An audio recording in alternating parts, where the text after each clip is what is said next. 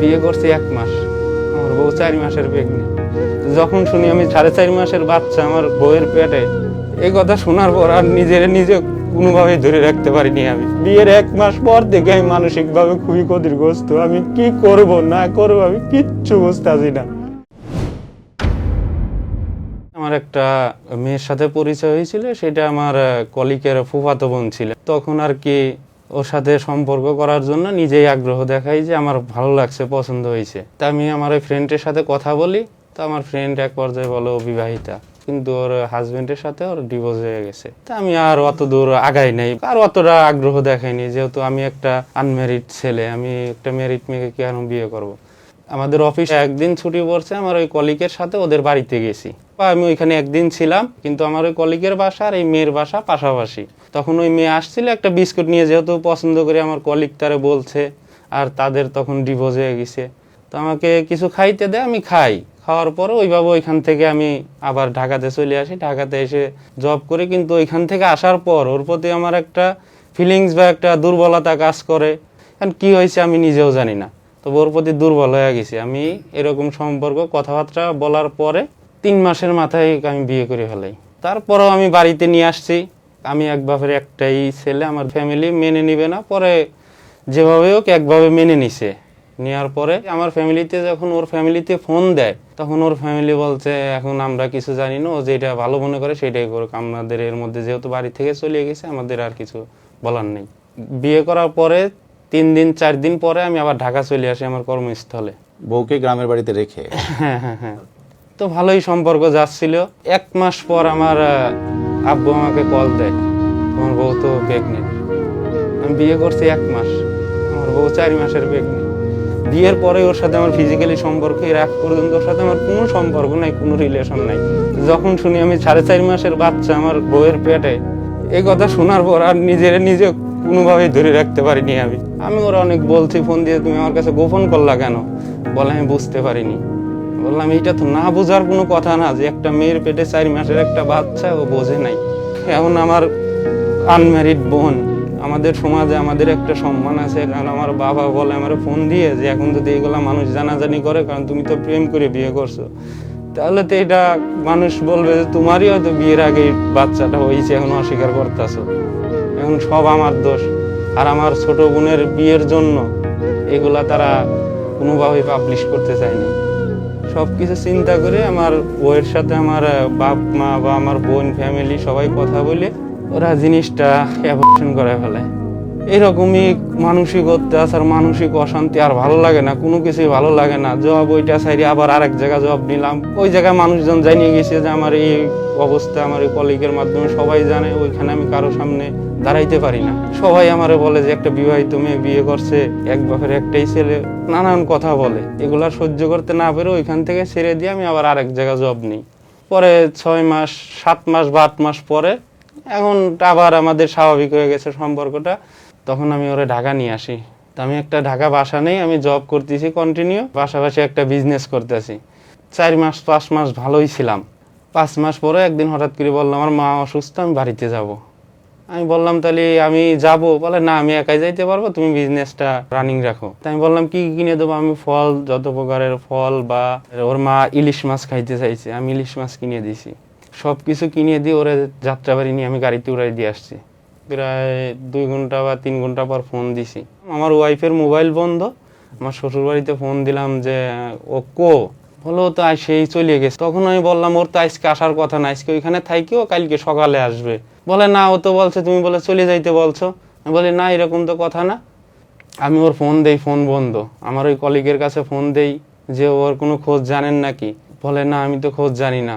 পরে আমি সারাদিন বিজনেস শেষ করে সন্ধ্যা পর্যন্ত ওর আমি আর কোনো খোঁজ খবর পাচ্ছি না। যখন 8টা বেজে গেছে রাত, তখন আমি বাসা থেকে বের হয়ে গেছি। বের হয়ে যাত্রাবাড়ি গেছি, শনির এক রাত গেছি।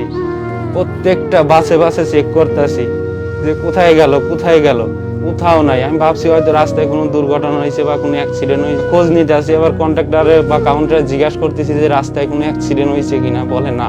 তখন আমার প্রায় রাত 3টা বেজে গেছে। তখন আমার কলিগ ফোন দিছে যে তুমি কই? আমি বললাম আমি তো যাত্রাবাড়ি।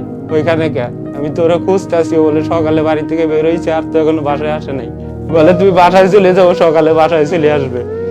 আমি বললাম সকালে বাসায় চলে আসবে মানে? মানে পরে বলবো না, তুমি বাসায় চলে যাও। আমি ওই সময় বাসায় চলে আসছি। বাসায় আসার পর আমার ওই কলিগরা আবার ফোন দিয়েছি যে ওর কোনো খবর আছে, ও যে জায়গা আছে সকালে চলে আসবে। বললাম তুমি জানো কিভাবে? বলে আমি খোঁজ নিয়েছি, ও সকালে চলে আসবে, আসার পর তোমার যা মন চায় তাই বলি।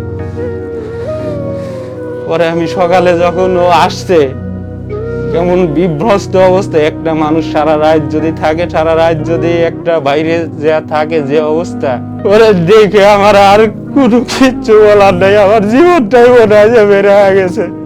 যেমন একটা মানুষ বিয়ে করছি, যে মানুষটা আমার এত বড় ধোঁকা দিয়েছে, আর এত কিছু মানিয়ে নিছি আমি জিজ্ঞাসা করছি, ভালোভাবে জিজ্ঞাসা করছি যে সারা রাত কোথায় ছিলে?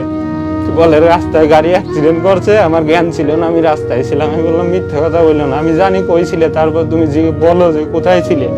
পরে ও সব স্বীকার করে যে হ্যাঁ, ওর আগে যে হাজবেন্ড ছিল, ঢাকা আসার পর ওর সাথে তার যোগাযোগ হয়, ওর সাথে কন্টিনিউ সম্পর্ক ছিল, আর ওর সাথে বাড়ি গেছে, ওর সাথে বাড়ি থেকে আসছে।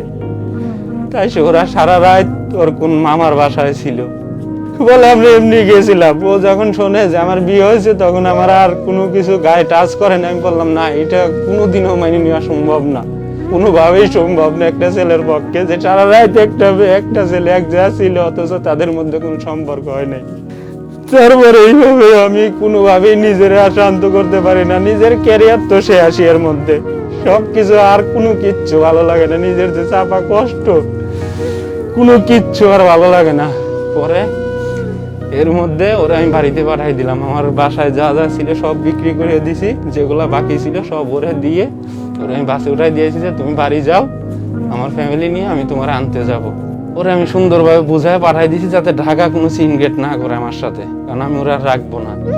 পরে আমার ফ্যামিলির সাথে কথা বললে, আমার দুলাভাই ছিল, আমার বোন ছিল, সবার সাথে কথা বলার পরে সিদ্ধান্ত নিয়ে যে ওরা আমি ছাড়িয়ে দেবো। আমার ফ্যামিলিও রাজি, ছাড়িয়ে দিবে।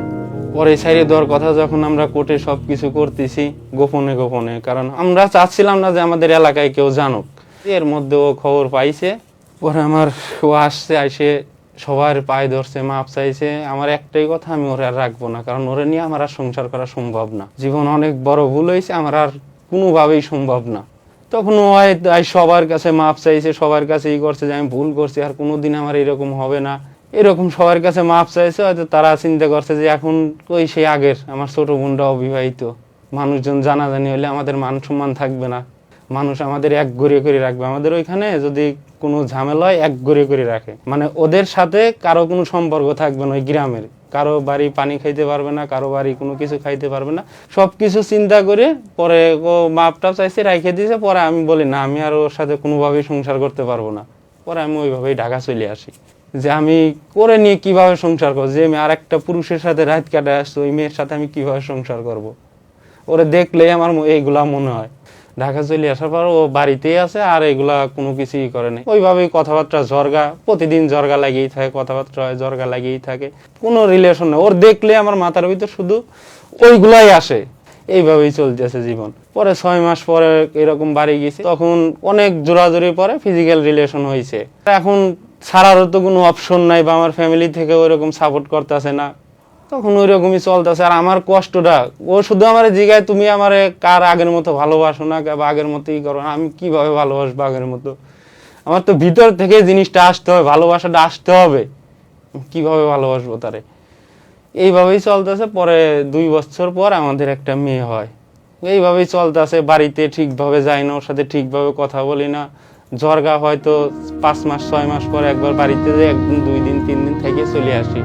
বাড়ি গেলেও ঝরগা, এটা নিয়ে না, ওইটা নিয়ে, ওইটা নিয়ে না, এটা নিয়ে। ওর সাথে আমার কন্টিনিউ ঝরগা, একটা না নিয়ে না একটা লাগেই থাকবে। একটা মানুষ বিবাহিত জীবনে সবারই তো একটা স্বপ্ন, যে আমার ওয়াইফ নিয়ে আমি ঘুরবো ফিরবো বা আনন্দ করবো, সবারই তো একটা স্বপ্ন থাকে। আমার ওই রকমই স্বপ্ন ছিল, বা আমার ওই রকম আশা ছিল যে আমার ওয়াইফকে নিয়ে আমি এরকম ঘুরবো, আনন্দ করব, ফুর্তি করব, সবকিছুই করব। কিন্তু ওই ইয়াটা আমার মধ্যে মরে গেছে, শেষ হয়ে গেছে। আর ওর প্রতি আমার কোনো ভালোবাসা, কোনো ফিলিংস, কোনো কিছুই কাজ করে না। ওরে দেখলে আমার শুধু ওই রাতগুলোর কথা মনে হয়, যে ও কি করে আসছে, আরেকটা পরপুরুষের সাথে থাকি আসছে। সব শেষে এখন যখন রাস্তা দিয়ে ভালো একটা স্বামী স্ত্রী, যে আমি তাদের দেখে খুবই আফসোস করি, আমারও তো এরকম একটা লাইফ হইতে পারতো, বা আমিও তো এরকম একটা লাইফ ডিজার্ভ করতাম, যে আমি আমার ওয়াইফকে নিয়ে, আমার বাচ্চাদের নিয়ে আমি ভালো থাকবো সবার মতো। রাস্তা দিয়ে মানুষ দেখি, মানুষের যখন বাইকে ঘুরে বেড়ায় ওয়াইফ নিয়ে, আমারও আফসোস হয় যে আমি তো এইভাবে সুখ চাইছিলাম, আমার জীবনটা তো এইভাবে চালাইতে চাইছিলাম আমি, কিন্তু আমার জীবন এটা হয়ে ওঠে নাই। আমি প্রথম থেকেই মানসিক, আমার বিয়ের 1 মাস পর থেকে আমি মানসিকভাবে খুবই ক্ষতিগ্রস্ত। আমি কি করব না করব আমি কিচ্ছু বুঝতেছি না। মানুষকে দেখলে আমার আফসোস হয় যে মানুষ কত সুন্দর লাইফ লিড করতেছে, আর আমি কি করছি। আমি কোথাও যায় শান্তি পাইনি, মানসিক ভাবে খুবই ক্ষতিগ্রস্ত। আমি এখন পর্যন্ত নিজের জীবনকে সাজাইতে পারলাম না, আমি কি করব নিজেও জানি না। আমার 2টা বাচ্চা আছে, তাদের কথা চিন্তা করে আমি কখনো ছাড়িয়ে যাইতে পারতাছি না। আমি যদি আমার ওয়াইফকে ছাড়িয়ে দিই, আমার বাচ্চা 2টা এতিম হয়ে যাবে। আর 2টা বাচ্চা, একটা ছেলে একটা মেয়ে, বাপ ছাড়া কখনো এটা সম্ভব হয় না। আমার এই অবস্থা দেখে আমার বোন, আমার দুলাভাই, আমার ফ্যামিলি সবাই আমাকে বাইরে পাঠানোর জন্য অনেক চেষ্টা করতেছে। হয়তো কিছুদিনের মধ্যে চলে যাবো, জানি না আল্লাহ ভাগ্যে কি রাখছে, কিন্তু আমি কি করব আমি এটা আর নিজে বুঝাইতে পারতাছি না। মাঝে মাঝে মনে চায় যে আমি আর একটা সম্পর্ক করি, আর একটা বিয়ে করি, কিন্তু আমার এই বাচ্চাদের কথা চিন্তা করে আমি তাও করতে পারি না। আমার বাচ্চা 2টা এতিম হয়ে যাবে, বা আমার বাচ্চা 2টাকে আমি ঠিকভাবে দেখতে পারবো না, আমার বাচ্চা 2টাকে আমি মানুষ করতে পারবো না। হয়তো ওই ফ্যামিলি নিয়ে সুখে থাকতে হবে, নয়তো এই ফ্যামিলির দিকে, তখন আমার কোনো কিছুই সম্ভব হবে না। এর কারণে আমি আর কোনো কিছুই পারতেছি না, আমি একবারে শেষ হয়ে গেছি মানসিক ভাবে, আমি আর পারতেছি না।